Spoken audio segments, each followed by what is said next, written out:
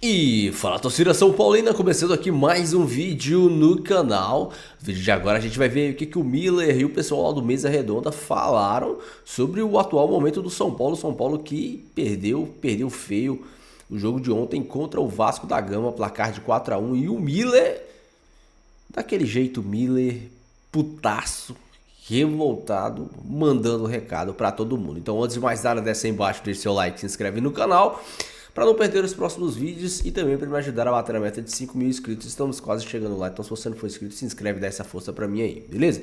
A gente vai estar assistindo o vídeo junto e no final do vídeo eu volto, então assiste o vídeo até o final. No final do vídeo eu volto trazendo a minha opinião, os meus comentários e a gente vai debater muito e falar muito sobre o tricolor do Morumbi. Créditos os direitos autorais, você tá deixando na descrição, sem mais enrolação, bora pro vídeo. Bom, o São Paulo, que vinha numa série de 12 jogos de invencibilidade, agora completa 4 jogos, não é isso, Sérgio? Quatro jogos Duas derrotas seguidas. Sem vitória, 2 derrotas seguidas. Cavalo Paraguai. O São Paulo é o 9º colocado com 15 pontos. Flamengo, G4. Flamengo, Palmeiras, Bahia, do Rogério Ceni, que beleza, hein? E Botafogo, Atlético Paranaense ficou fora do G4. Bragantino é o 6º. Internacional, com 2 jogos a menos, é o 7º. O Inter, se vencer, vai lá pra cima. Cruzeiro, com 17 também, com 10 jogos, um jogo a menos. E o São Paulo, com 11 jogos, 15 pontos. O Zubeldia foi sincero na coletiva. Falou dessa instabilidade do tricolor. É hora de tentar corrigir a rota. Vamos ouvi-lo. Son decisiones mías, pura y exclusivamente mías, no son de nadie más.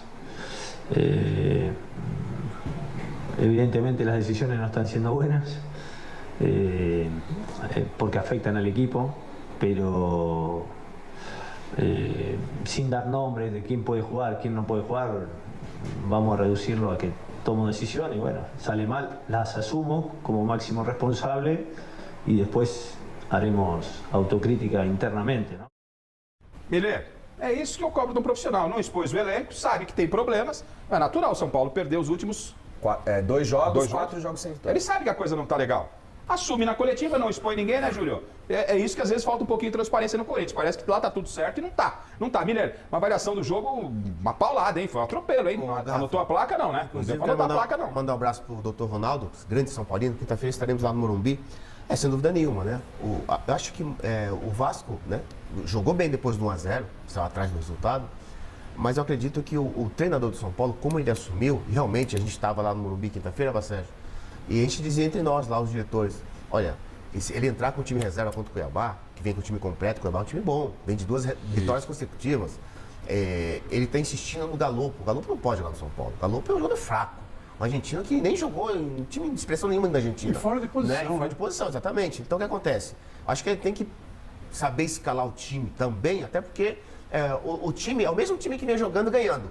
Ele entra com o Galopo, 2 jogos seguidos, o Galopo prejudicou o meio campo, porque o Halisson estava correndo por 2, quer dizer, não tem o Pablo Maia, tem dificuldade, o Luiz Gustavo também correndo sozinho no meio campo. E você sabe hoje, no Campeonato Brasileiro, no meio campo, se você não tem um bom meio campo, estoura lá atrás sempre. E foi o que aconteceu. O time muito exposto, o Vasco, 3 jogadores bons ali, realmente, o Estrela, o Adson, que era do Corinthians, jogou muito bem ontem, até cansar. Então acredito que o Vasco mereceu a vitória.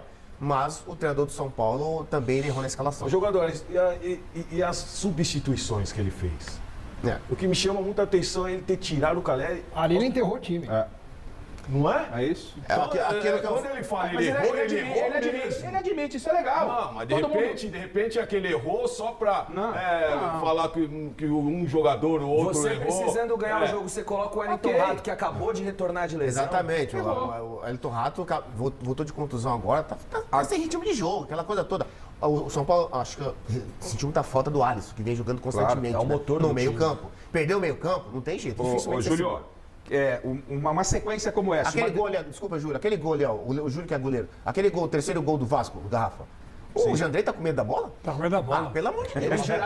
Cruzada rasteira. Mas foi uma pancada no ângulo. O chute em cima dele, que ângulo. Para com Júlio, isso, tecnicamente, Ele fica parado de espalda. analisando esse lance do Miller e completando se pode causar um impacto na sequência da temporada, com Libertadores, Copa do Brasil, se uma derrota como essa mexe com a estrutura para a sequência da temporada e o lance.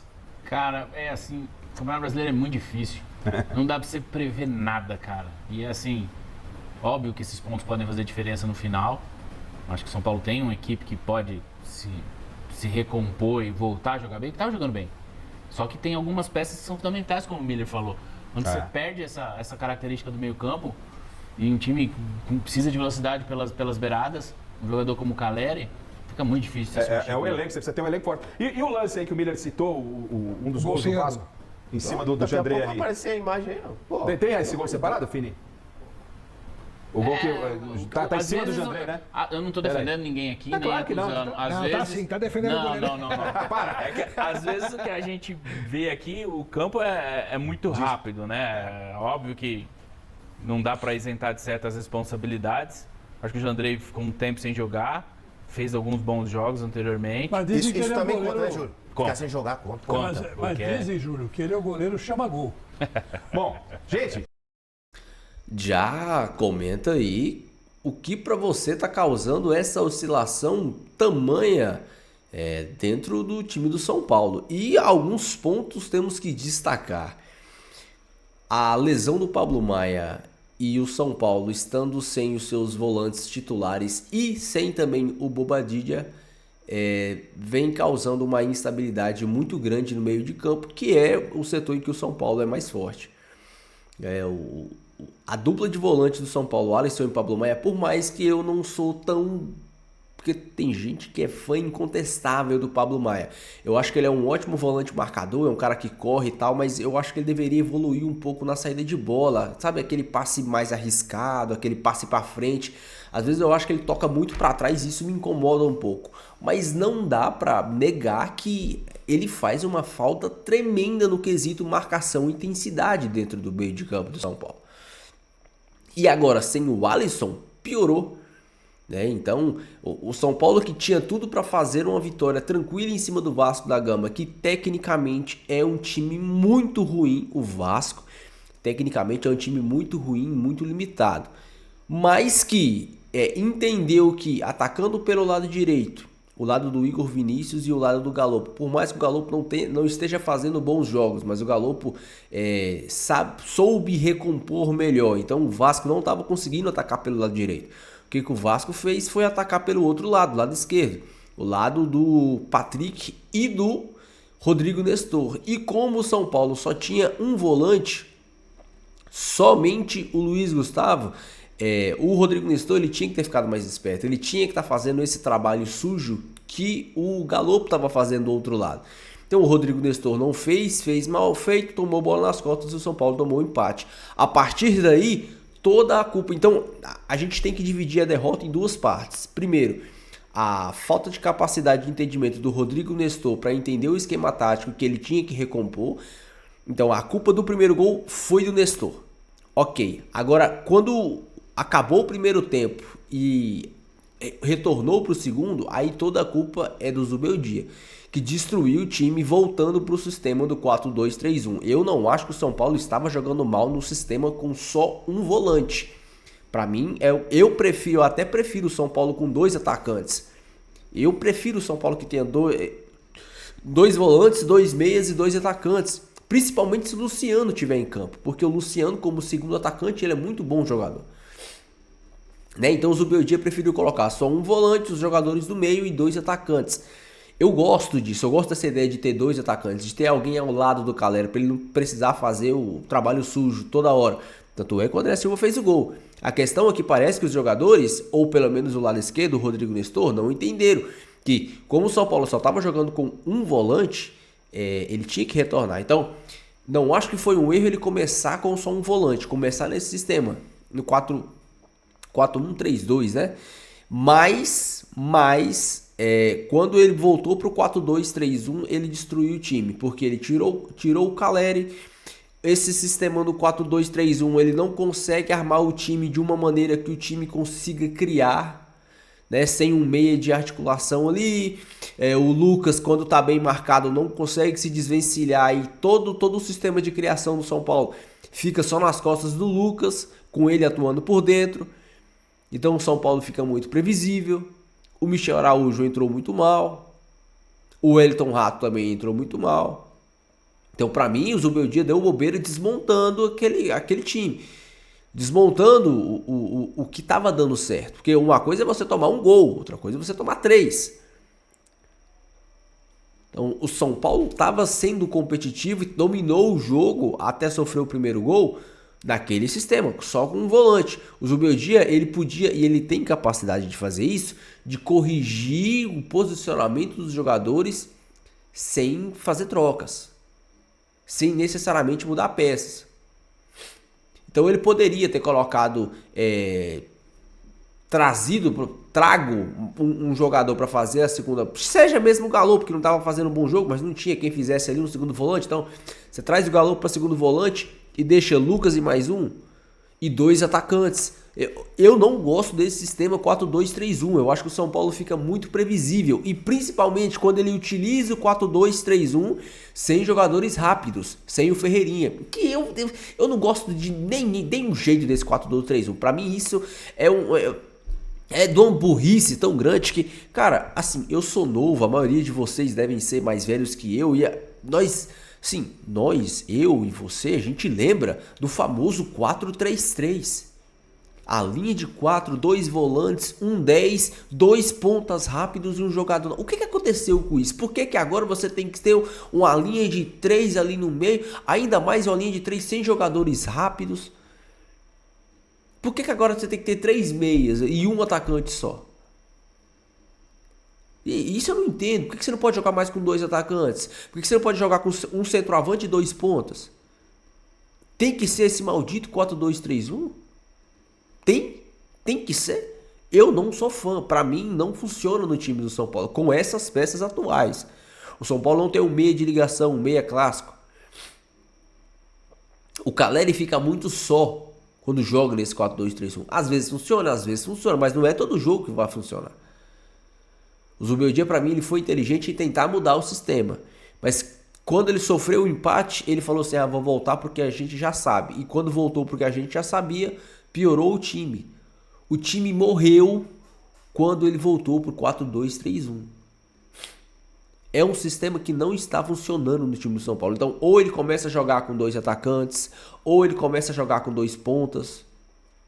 Traz o Lucas pra dentro, deixa o Lucas ser o 10, põe 2 volantes, põe Ferreirinha do lado e André Silva do outro. Põe Ferreirinha do lado e o Wellington Rato do outro. Põe Ferreirinha do lado e Eric do outro. Não sei. Mas coloque, você não precisa jogar nesse maldito 4-2-3-1. Ainda mais pelo sistema que o Zubeldia usa para marcação.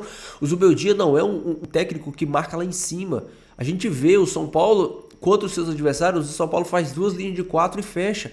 2 linhas de 4 fica Luciano e Caleri ali, ou Caleri e Lucas. Então esse sistema do 4-2-3-1 não está funcionando. Ainda mais sem os volantes. Sem os nossos volantes titulares.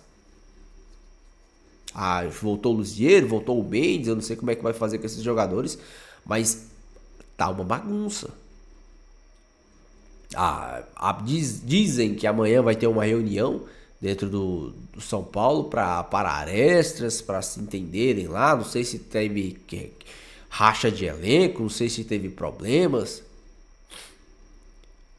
Não sei o que aconteceu, mas não é normal o time do São Paulo ter uma queda de desempenho tão brusca. Tão brusca. Oscilação é normal, oscilar é normal. A gente sabia que o São Paulo não ia ficar 200 jogos sem vencer. Uma hora o São Paulo ia perder, normal. Agora, essa queda de desempenho tá me fazendo lembrar o time do Carpini, que era um catado dentro de campo. Os jogadores não sabiam o que fazer. E isso é uma coisa que a gente até tem que ponderar. Mesmo o São Paulo jogando mal, o São Paulo ainda tem um padrão de jogo, como o time do Carpini não tinha. O time do Carpini era um completo catado, os jogadores não sabiam o que fazer. Mesmo quando o São Paulo joga mal, como no jogo de ontem, o São Paulo ele continua tendo um padrão de jogo. Jogando bem ou jogando mal tem um padrão. Mas essa oscilação é normal, mas essa queda de desempenho tão brusca não é. E o nosso querido presidente não tá lá nem para ajudar a resolver isso, tá lá com a seleção da Copa América nos Estados Unidos, postando no Instagram.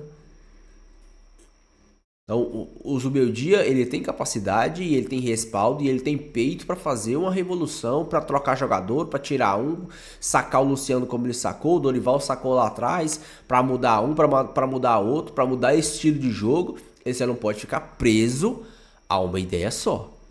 Ele só não pode ficar preso a esse 4-2-3-1. Muda para uma linha de 3, já que tá sem volante, coloca uma linha de 3, joga com 3-5-2, joga no 4-4-2, joga no 4-3-3 clássico e abre mão desse 4-2-3-1. Nós cobramos do Carpini lá atrás um alto nível, um melhor desempenho, porque nós sabíamos que o São Paulo poderia jogar melhor. Hoje nós ainda cobramos do Zubeldia que ele faça esse time jogar melhor. Já joga melhor do que o do Carpini, né? Mas que o São Paulo tem um padrão de jogo, porque o São Paulo tem elenco, o São Paulo tem um bom time, o São Paulo tem boas peças. Não é o elenco do ano passado, não é aquele catado, aquele desespero do ano passado que o Dorival tinha nas mãos. É um elenco bem mais recheado, é um elenco bem mais capacitado. Eu só espero que essa fase mude, só espero que o Zubeldia demonstre que ele é realmente um treinador diferente e que as coisas voltem aos trilhos pelos lados do Morumbi. Deixa sua opinião, deixa seu comentário, eu quero muito saber. Não esqueça de deixar o seu like e se inscrever no canal se você não for inscrito, beleza? Fiquem todos com Deus, até o próximo vídeo e valeu!